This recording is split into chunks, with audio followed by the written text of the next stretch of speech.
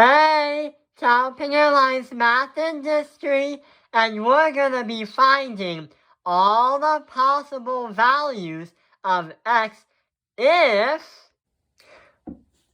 this blue rectangle right here has 2x minus 3 and 4x.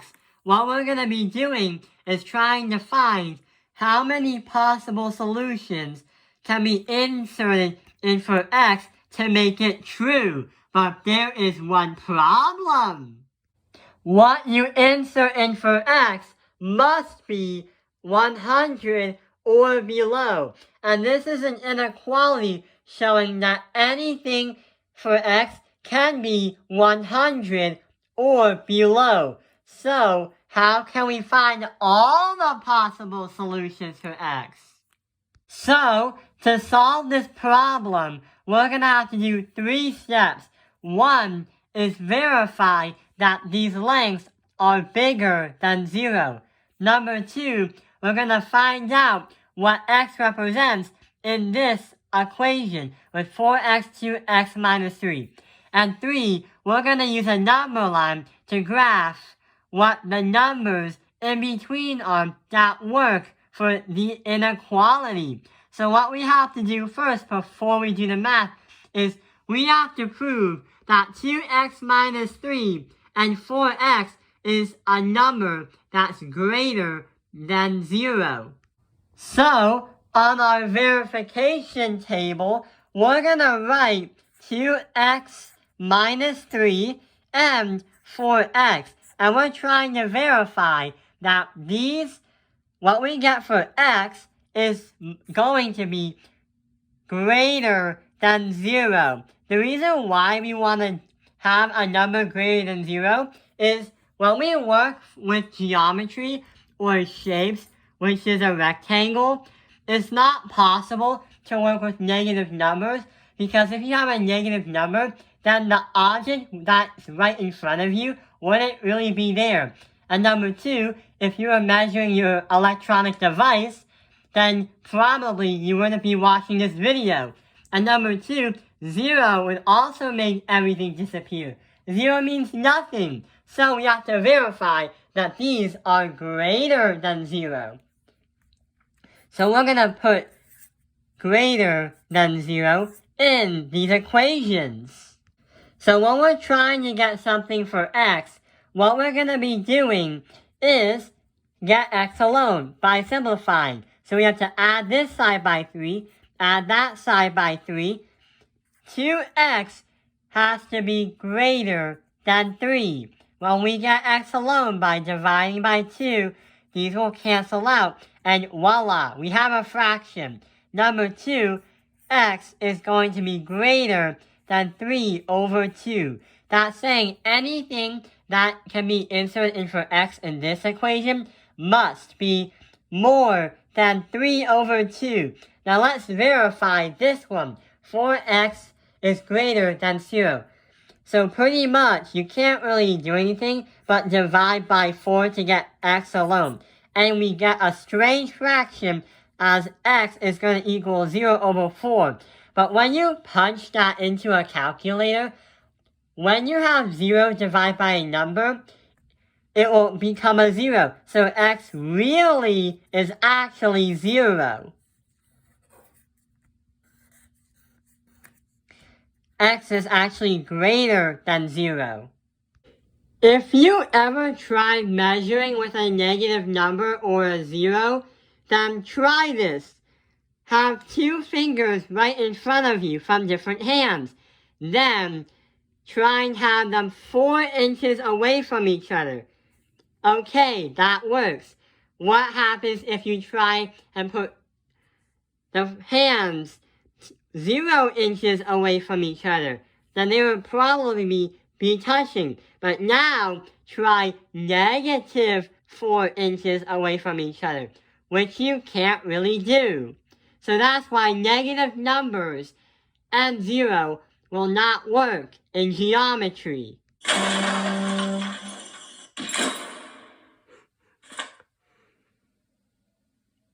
Oops. Uh-oh.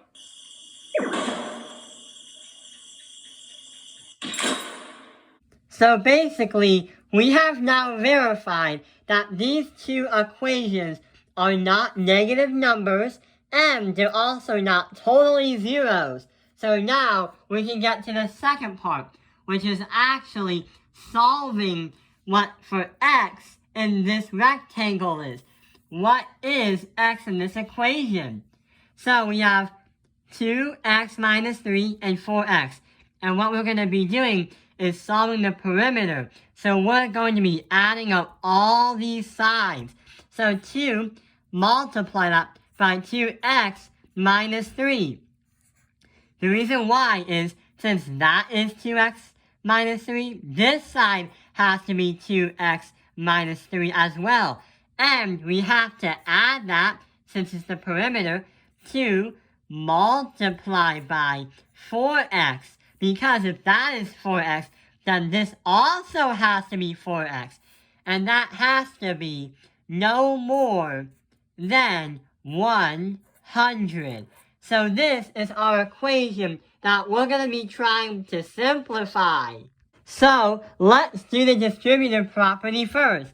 So let's start with this one since it starts us out with the equation. So 2 multiplied by 2x and 2 multiplied by negative 3 to get the parentheses out of here. So that will bring us to 4x and 2 multiplied by negative 3, that is negative 6. A positive times a negative is a negative. And we have to add that by, another set of parentheses. 2 multiplied by 4x, that is 8x. And that must be less than or equal to 100. So basically, we just did a step. Now, what we're going to have to do is simplify even more. So we have 4x and 8x. So what we're going to do there is use combined like terms, since they're both x's. So now we have 12x minus that by 6 has to be less than or equal to 100.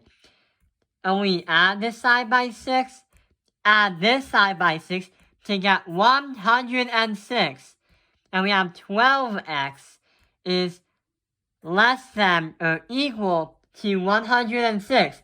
When we divide by 12 to get x alone in this scenario, we have x is less than or equal to 106 divided by 12, since it's a fraction. But we're not done yet, because it has to be in its simplest form. So basically, a fraction must be in its simplest form in order to get full credit on your assignment at school.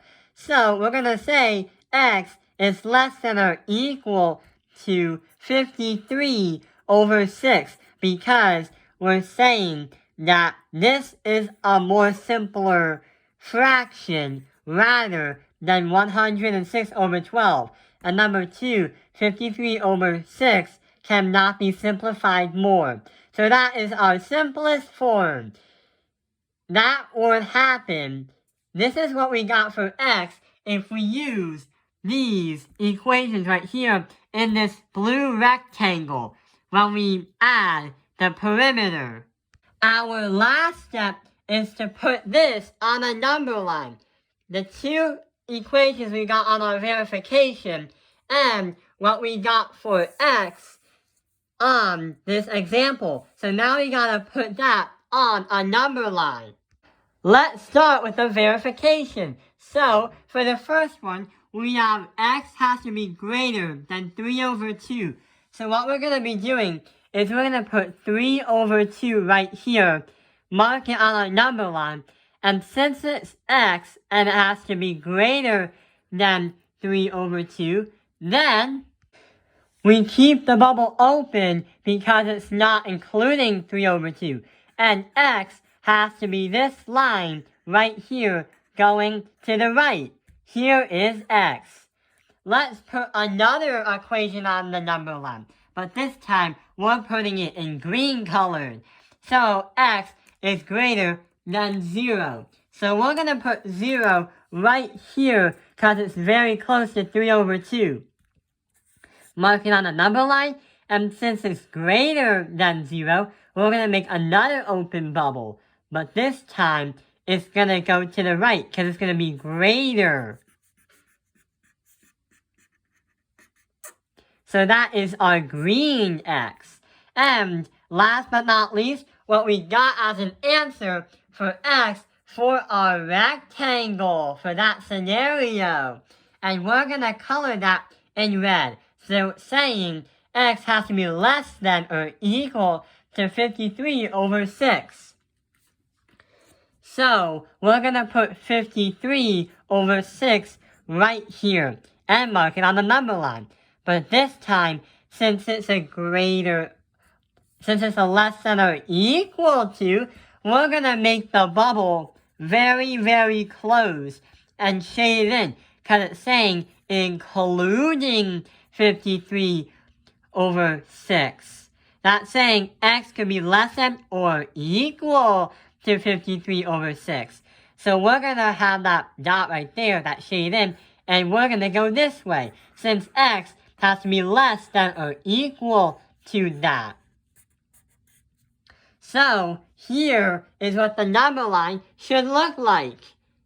And to make all and find all the possible values of x, it's going to be where all the lines intersect and match up. So it looks like anything that are numbers in between these two are going to be all possible solutions and for x for our rectangle. Our final answer will come out as an inequality, and your math teacher may want it to be an inequality. So we're going to say that x has to be in the middle. 3 over 2 is less than x, but x is less than or equal to 53 over 6. That's what represents x, and x could be any number in between these two numbers. How many numbers can you find that are in between? And what is your favorite number in between those points? Type in the comments below. We have now found all the possible values of x if we were to focus on the rectangle. Thank you for watching Talpinger Line's Math Industry. Like and subscribe. And if your school is doing an exam at the end of a trimester, well, good luck on that.